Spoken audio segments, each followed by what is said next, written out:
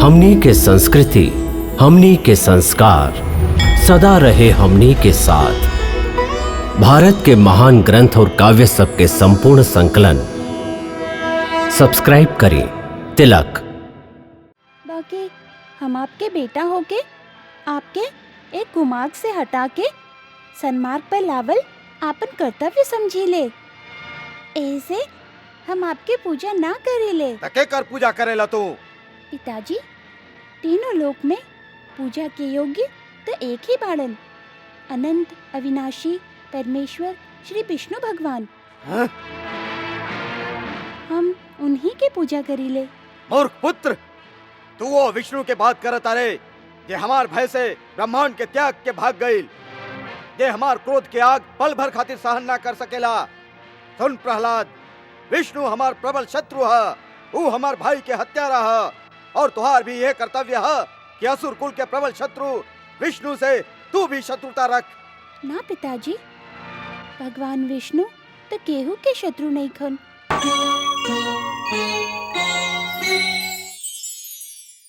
प्रभु वराह रूप धारण कैले रहन। एक बार दूगो महान दैत्य हिरण्याक्ष और हिरण्यकश्यप सभे लोक में आतंक मचौले रहन।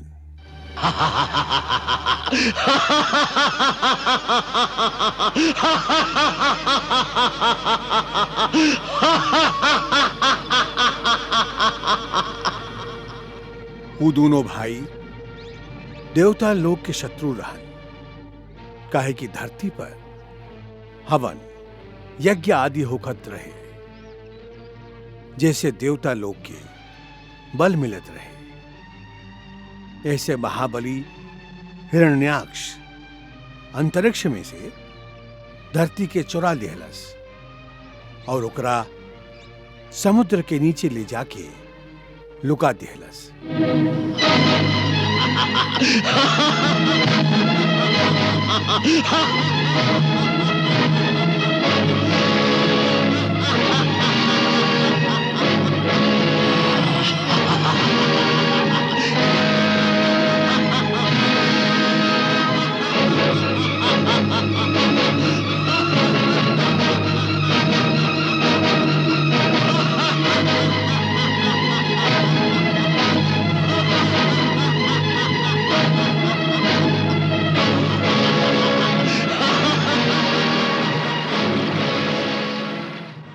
देवता आतुर और निर्बल हो गए। तब वो लोग भगवान के सामने पुकार कैलन। तब भगवान वराह के रूप धारण करके परमपिता ब्रह्मा जी के नाक से प्रकट भइलन।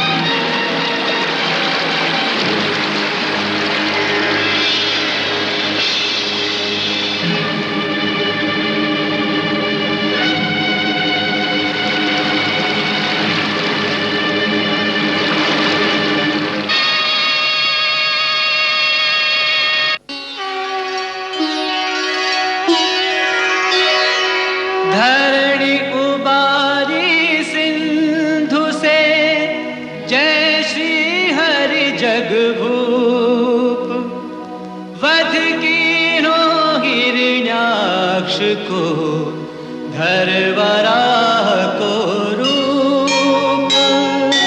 ओम श्री नारायण नारायण जय वराह अवतार हरे, जय जय वराह अवतार हरे। दुख हार हरे सुखकार हरे, जय करुणा सिंधु अपार हरे। ओम श्री नारायण नारायण जय जय वराह अवतार हरे, जय जय वराह अवतार हरे।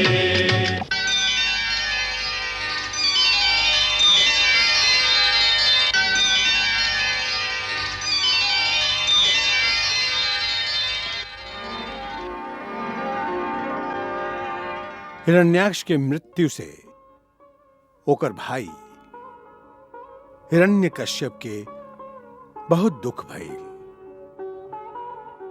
बदला के भावना से ओकर हृदय में क्रोध की ज्वाला भड़के लागल और वही तय कर लेहलस कि धरती पर न भगवान के नाम रही और ना ही उनका नाम के जपे वाला कौनो प्राणी ही जीवित बची। वो राज्यसभा में सभे दरबारी लोग के संबोधित करत कहलस, आज हम अपन छोट भाई महाबली हिरण्याक्ष के मृत्यु के शोक मनावे यहाँ एकत्रित भइल हैं। इंद्र जैसन हमार क्षुद्र शत्रु लोग दैत्य शिरोमणि हिरण्याक्ष के विष्णु के हाथ से मरवा देलस, जेकर बदला हमके ना खाली विष्णु से बल्कि सभी देवता से लेवे के होई।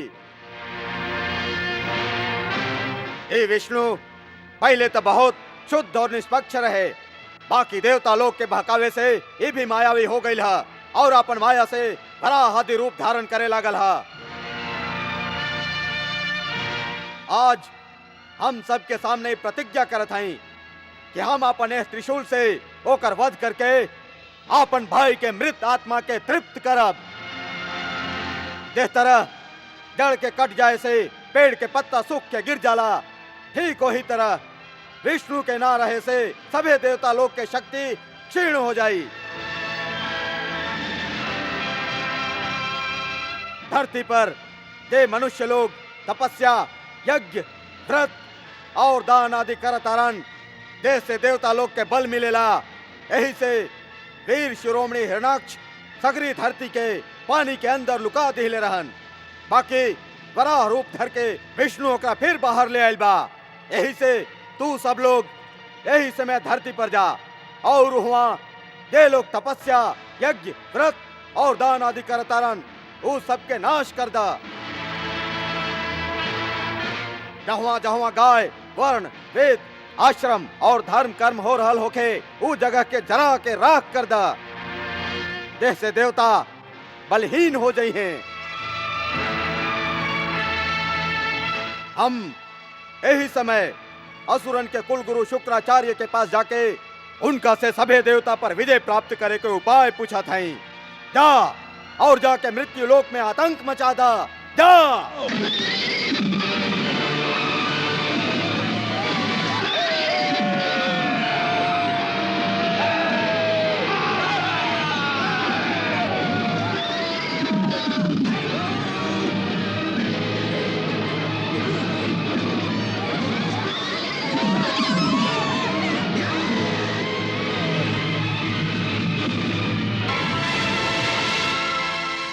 गुरुदेव, आपके जान के प्रसन्नता होई कि हम अपन भाई के वध के बदला लेवे खातिर अपन सगरे योद्धा के धरती पर हाहाकार मचावे के आदेश दिले हैं।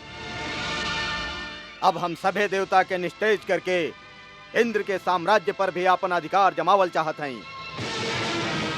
बताएं गुरुदेव, एह काम के सिद्धि खातिर शक्ति संचित करे के उपाय का है? राजन, संसार में शक्ति प्राप्त करे के खाली एक ही उपाय है, तप। तपस्या, खाली तपस्या ही सभी शक्ति के उद्गम स्थान है। इंद्र से लेके स्वयं ब्रह्मा तक सभी देवता तपस्या के द्वारा ही शक्ति प्राप्त करेलन।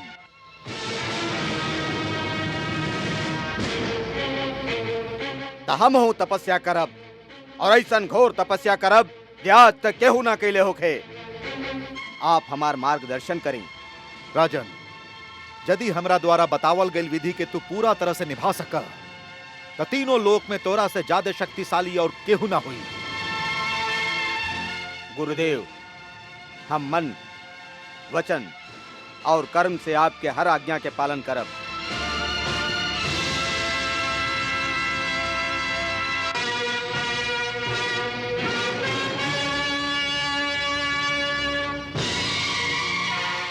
हाँ, तपस्या।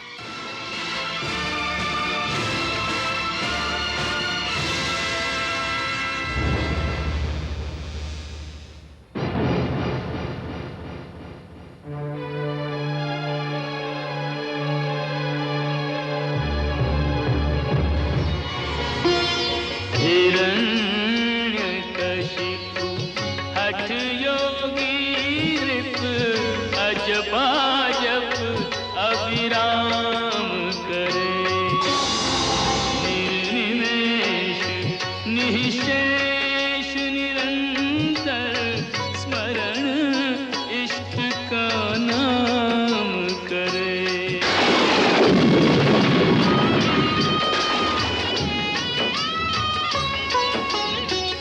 जाप न गिनता काल न गिनता, नहीं दिन की नहीं रात की चिंता। त्याग तामसिक वृत्ति तपोनिधि, अर्जित आठों याम करे।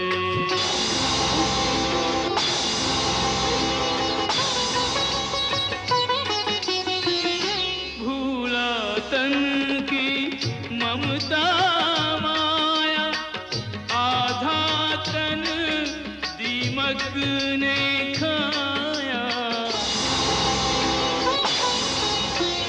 बाधाओं से हार न माने, योगी अपना काम करे।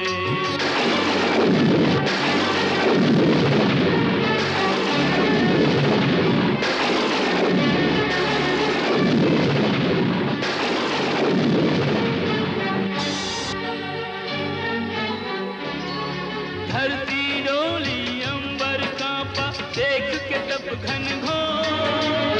तप का तेज अग्नि शिखा सम फैला चारा।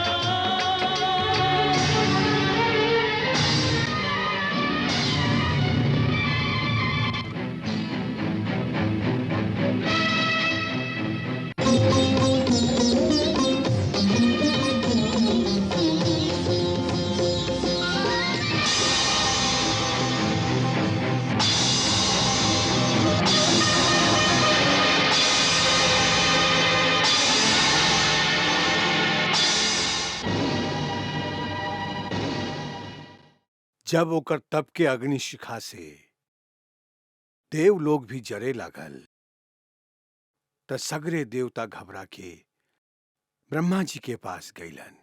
हे परमपिता, असुर राज हिरण्यकश्यप मंदराचल पर्वत के घाटी में बहुत कठोर तपस्या कर रहल बा।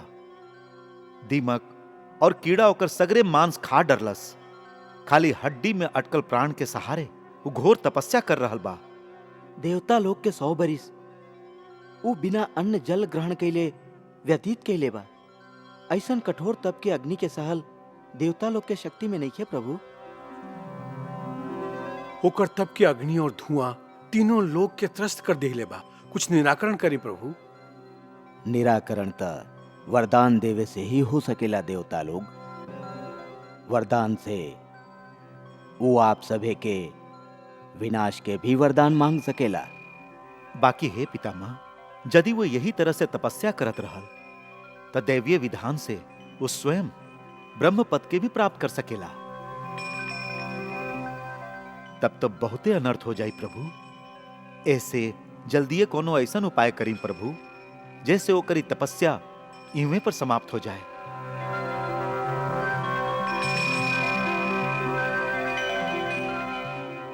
एवमस्तु।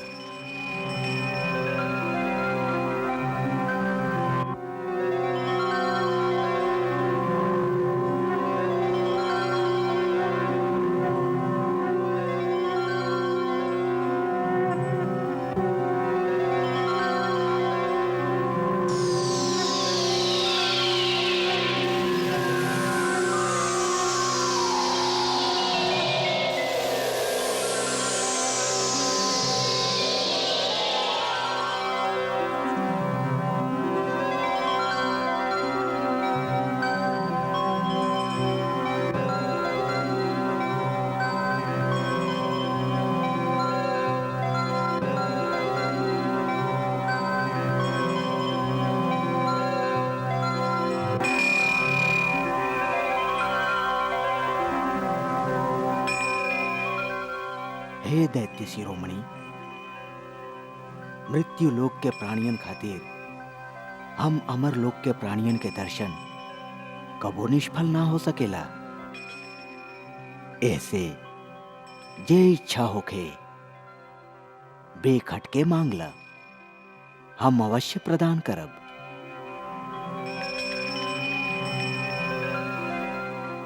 हे परमपिता, आप ही अपन त्रिगुणात्मक रूप में इस सृष्टि के रचना, रक्षा और संहार करी ले। हम आपके नमस्कार करत हैं।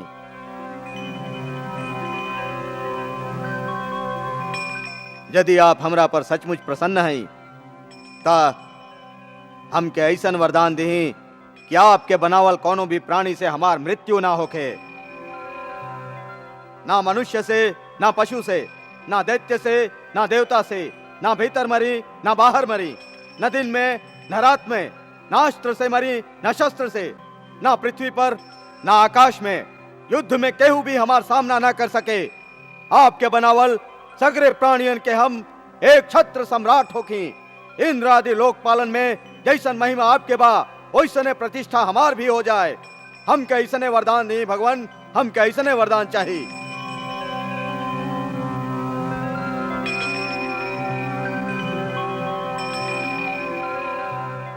बेटा, तू जे वर हमरा से मांगा तारा ऊ जीव खातिर बहुत ही दुर्लभ है।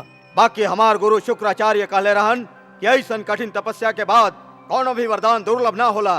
का वो झूठा आश्वासन रहे या हमके और तपस्या करे के होई? और तपस्या के आवश्यकता नहीं खे।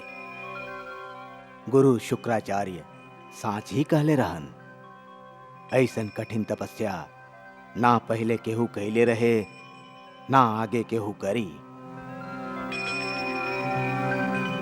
हे दैत्यराज, जेवर तू हमरा से मांगा तारा वो दुर्लभ होखला पर भी हम पूरा तरह से आपके प्रदान करत हैं।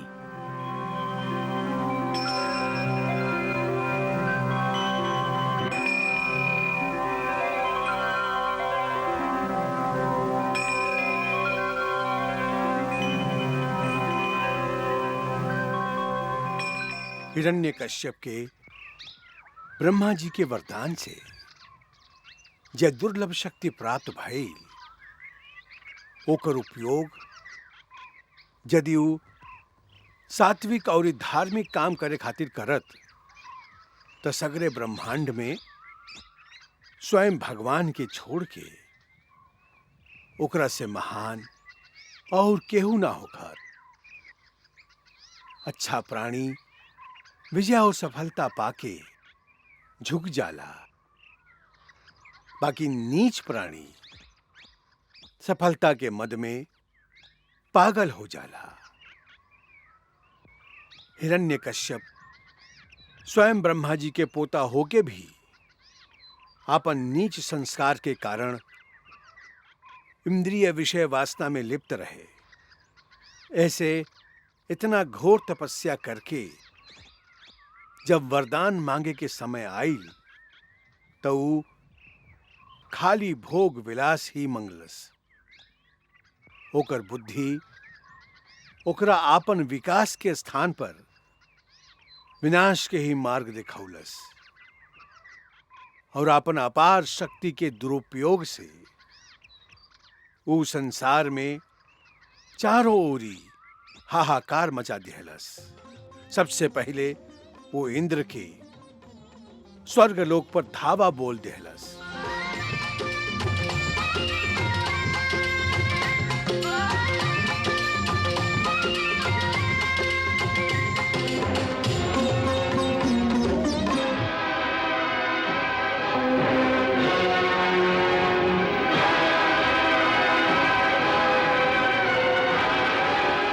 इंद्र भाग गईल।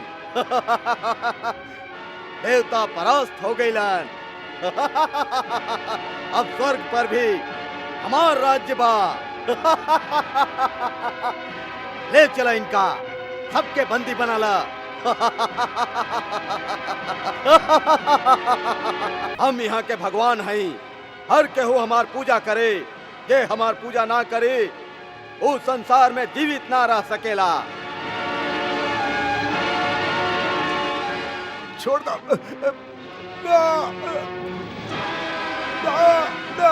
बोल हिरण्यकश्यप तोहर भगवान बालन की ना? बोल।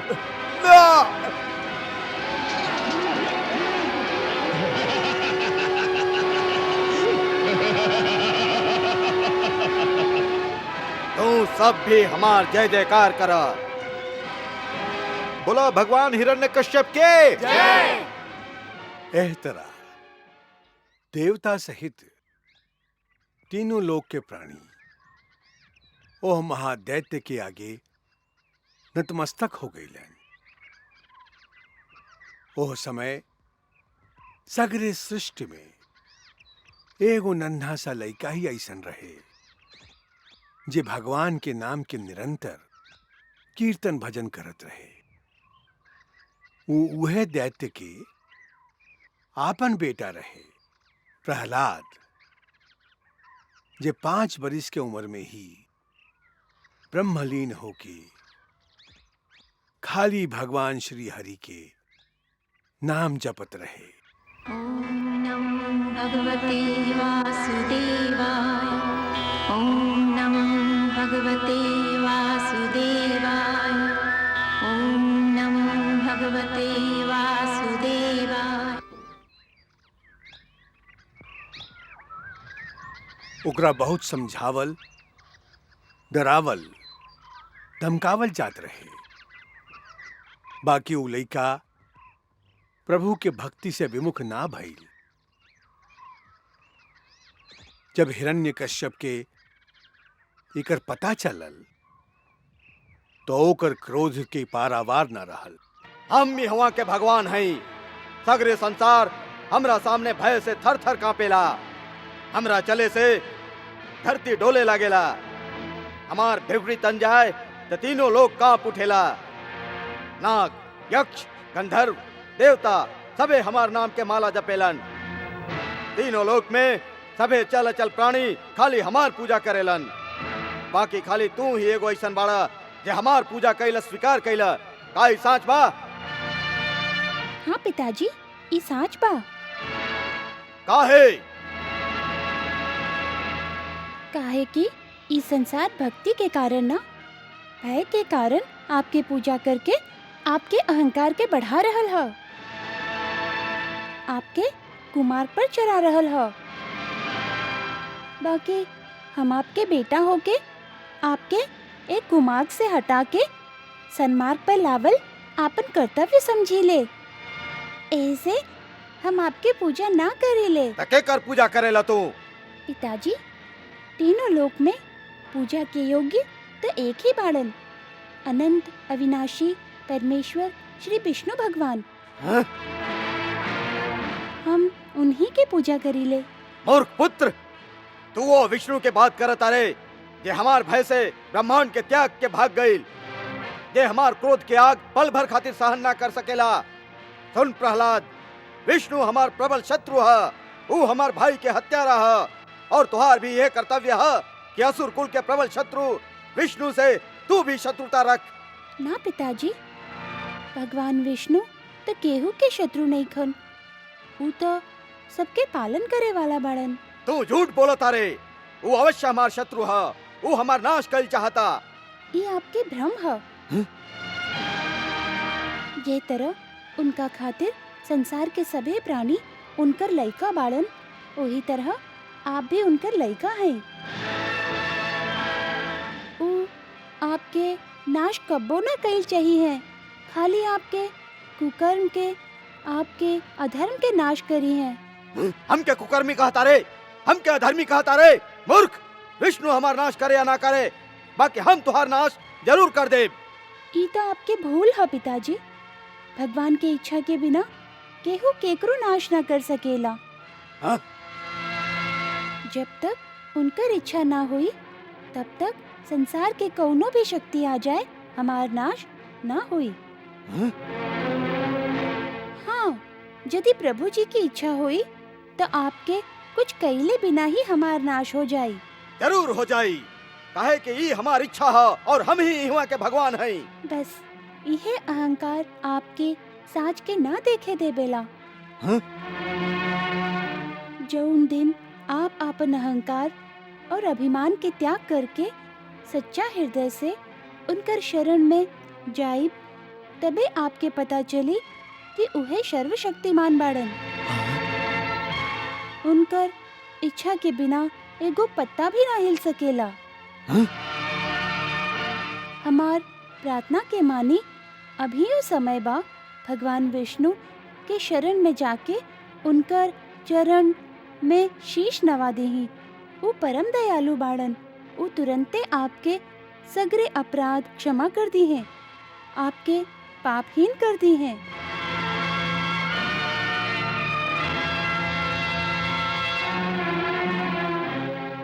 दैत्य लोग,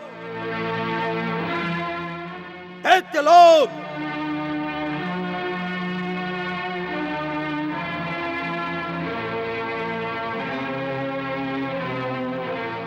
ले जाए एकरा के और एकर जीभ काट दा। ये हमके पापहीन कर चाहत रहे, प्राणहीन कर दे एकरा के। शरीर के जवन अंग से सगरे शरीर के हानि होत होके ओ सड़ल अंग के काट के फेंक देवे के चाहिए। जा, ले जा, और जे सबसे पहले एकर मृत्यु के समाचार हमके सुनाई ओकरा बहुत बड़ा पुरस्कार दियल जाई। जा, ले जाई कुल कलंक के।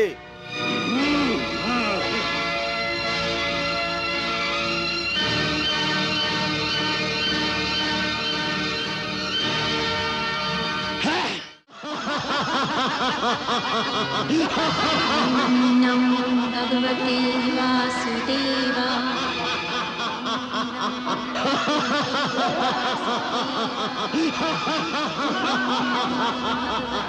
वासुदेवा, ओम नमो भगवते वासुदेवा।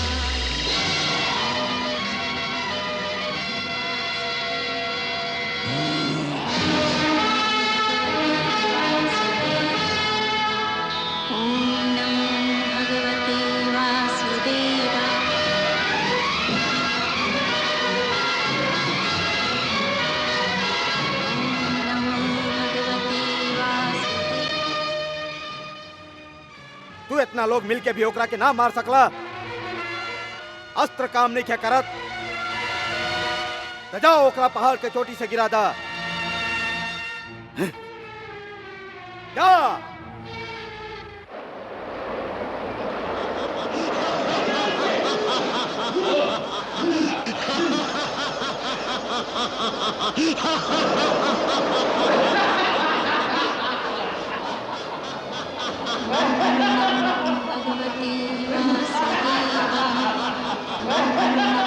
फेंक दे एकरा के।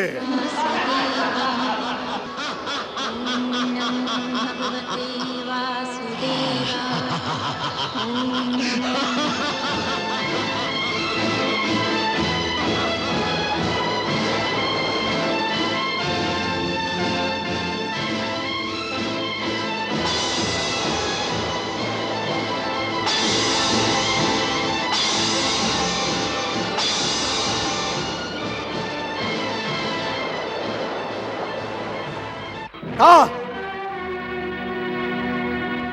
पहाड़ के चोटी से गिरौला पर भी ना मरल। ते जरूर कोनो मायावली का बा। भैया आपसे नहीं खे मरत तो हमरा हवाले कर दी। होलिका तू हं, पर तू का करबू? आप तो जानत हई कि हमके वरदान मिलल बा कि आग हमके ना जरा सके। एहे से हम ओकरा आपन गोदी में लेके चिता में बैठ जाई। ई लोगन से कह दीही कि चारों ओरी से आग लगा देस, वो अपने आप भस्म हो जाई।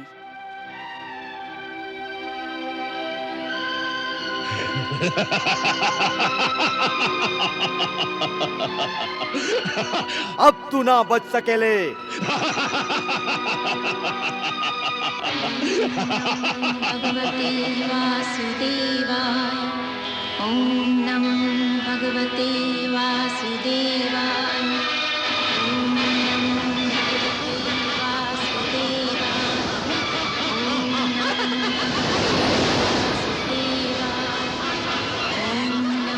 भगवते वासुदेवाय। ओम नमो भगवते वासुदेवाय।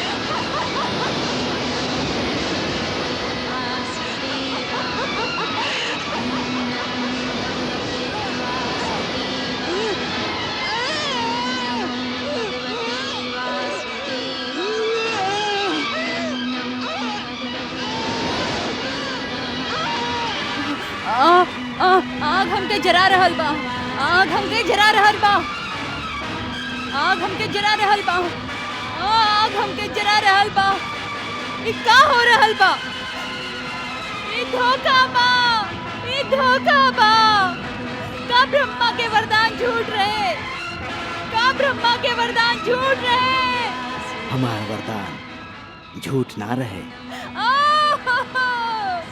तू होकर गलत प्रयोग कैले बाड़ू। हम तुमके ई शक्ति आपन सुरक्षा खातिर दिले रही। यदि होकर प्रयोग दूसरा के नाश करे खातिर कईल जाई तो स्वयं तोहरे विनाश करी।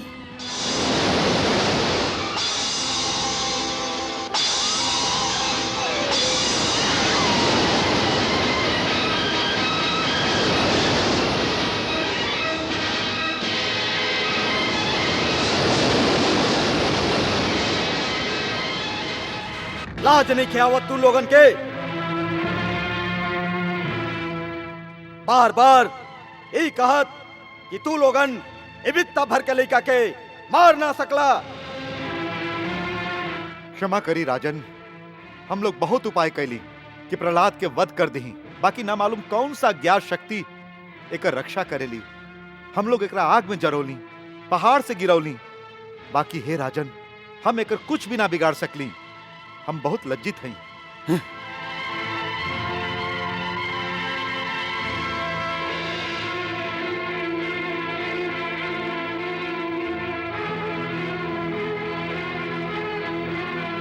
मूर्ख, तू बहुत उद्दंड हो गई बाड़े। तू हमार अनंत शक्ति के चुनौती देहले बाड़े। हम अभी तोहके यमपुरी पहुंचावत हई। अब हम तुहार काल बन के तोहके धूल में मिलावत हई। तू के कर बलबूता पर इतना घमंड करता रे? ओकर बलबूता पर जे सबके बल ह। हाँ? पिताजी आपके भी उहे बल दे बेला, ना खाली हमार और आपके बल्कि संसार के सभी बलवान लोग के बल भी खाली उहे ह। पिताजी भगवान श्री हरि बहुत ही दयालु बाड़न। ऐसे अब ही वो समय बा कि आप आपन घमंड के त्याग के उनकर शरण ले ली हैं। वो जरूर है आपके अपराध क्षमा कर दी हैं। आप क्रोध के त्याग करें पिताजी। हाँ? इतना छोट सा आयु में इतना लंबा जीभ। अरे अभी तो तू हमार खड्ग जितना उच्च भी ना भइल बाड़े और हमके शिक्षा देवे लगले। पिताजी आप फिर भुला रहल हैं। आप जेकरा हमार छोट सा आयु कहत हैं वो हमार ना, हमार ए शरीर के आयु है। पिताजी हम ए शरीर के अंदर आत्मा के रूप में वास करी ले। ओकर आयु तो अनंत बरिस के ह। ऊ नित्य ह। और फिर जेकरा हम आत्मा कहत हई ऊ भी अंतिम सत्य नहीं खे। आत्मा तो परमात्मा के एगो प्रतिबिंब मात्र ही ह। ओह दृष्टि से हर शरीर में परमात्मा के ही वास ह। जे हमार शरीर में ह उहे आपके शरीर में भी ह। उहे संसार के सगरे कण कण में ह। जेकरा आत्मज्ञान हो जाला ओकरा शरीर ना देखाला, खाली परमात्मा ही दिखाई देलन। कहवा कहवा देखा था तोके तोहार परमात्मा? प्रत्येक वस्तु में, आकाश में, धरती में, हवा में, आप में, हमरा में, साधु संतन में और ई दैत्यन में भी। आप विश्वास करी पिताजी, वो सृष्टि के कण कण में बाड़न। यहाँ के हर वस्तु में भी? जी पिताजी। ए महल में भी? जी पिताजी, हम तो उनका एह महल के हर वस्तु में देख रहल हैं। ई खंभा में भी दिखाई देता तोके तोहार परमात्मा? जी पिताजी, ऊ ई खंभा में भी बाड़न। यदि ऊ ये खंभा में भी हा तो हम अभी ए खंभा के ही चकनाचूर कर देते हैं। हाँ?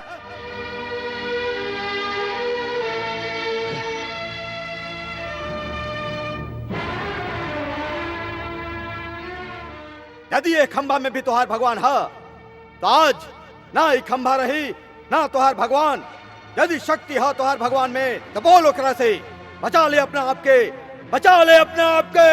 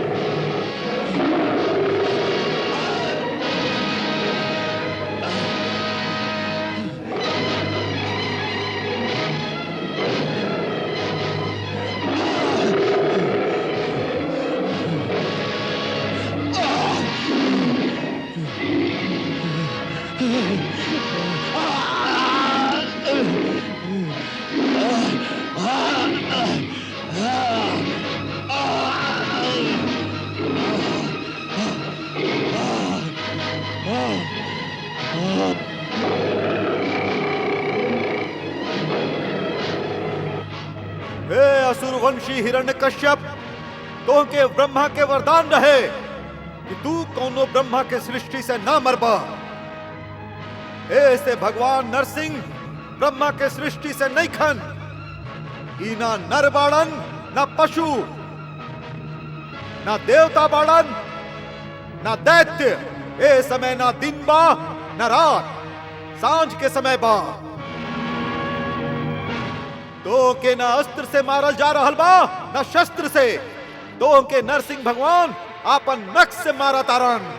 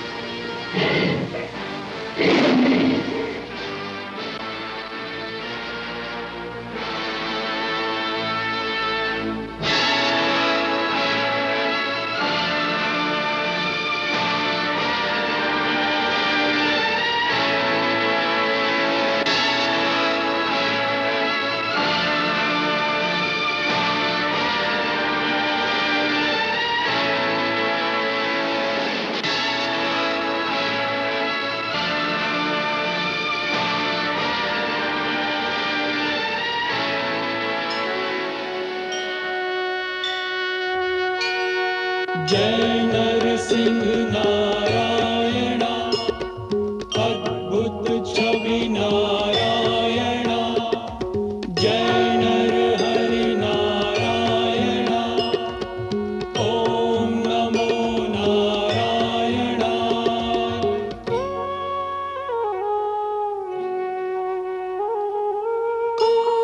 कोपकालस्य यो विग्रह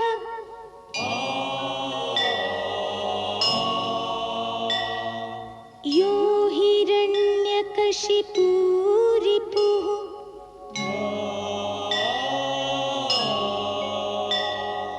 तस्मै मृगनरेन्द्राय नरसिंहाय नमो नमः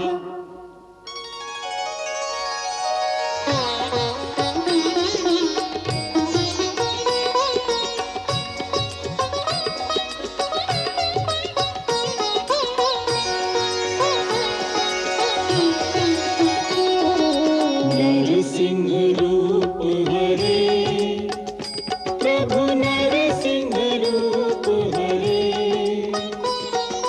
शांत शांत जगदीश्वर कृपा करो परमेश्वर चरण गहे तुम्हारे ओम जय नरसिंह हरे ओम जय नरसिंह हरे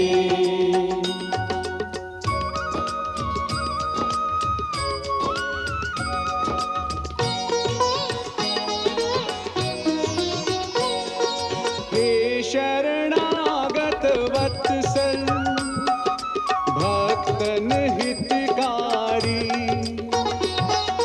तुम्हारा जस गावेंगे युग युग नर नारी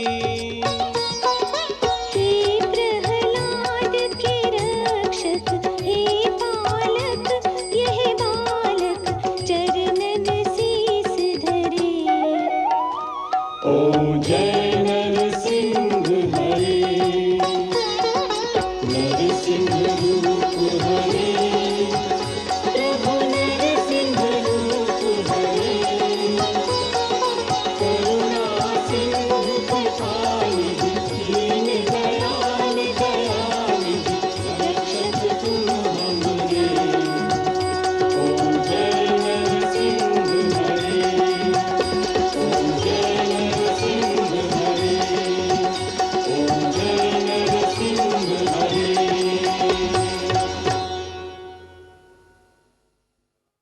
भगवान के वराह और नरसिंह रूप दोनों अवतार के भगवान के आवेशा अवतार भी कहल जाला।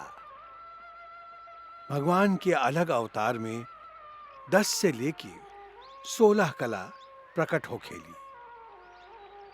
नरसिंह और वराह ये दोनों अवतार 10 से 11 कला पूर्ण रहे। प्रभु के में कितना कला है एकर निर्णय के आधार का होखेला। प्राणी के अंतर में जो चेतन शक्ति है या प्रभु के जे तेज के अंश है ओकरे कला कहल जाला। जौन प्राणी में जितना चेतना शक्ति अभिव्यक्त हो रहल है उतना ही ओकर कला मानल जाला। एकरे से जड़ चेतन के भेद होखेला। ये पेड़ पौधा एक कला के प्राणी बाड़न।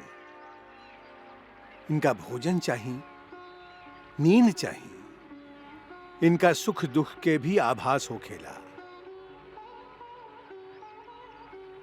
पशु पक्षी 4 कला के प्राणी बाड़न। काहे कि वो बुद्धि के प्रयोग कर सकेलन। साधारण मनुष्य में 5 कला के और सभ्य तथा संस्कृति युक्त समाज वाला मनुष्य में 6 कला के अभिव्यक्ति होखेला। जे विशेष प्रतिभा वाला विशिष्ट पुरुष होखेलन उनका में भगवान के तेजांश की 7 कला अभिव्यक्त हो खेला। ओकरा बाद 8 कला से युक्त वो महामानव संत और महापुरुष हो खेलन, जे धरती पर कब्बो कभार दिखाई देलन।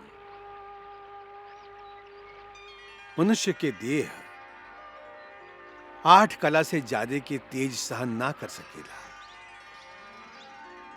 9 कला धारण करे खातिर दिव्य देह की जरूरत होखेला। जैसे सप्त ऋषिगण, मनु, देवता, प्रजापति,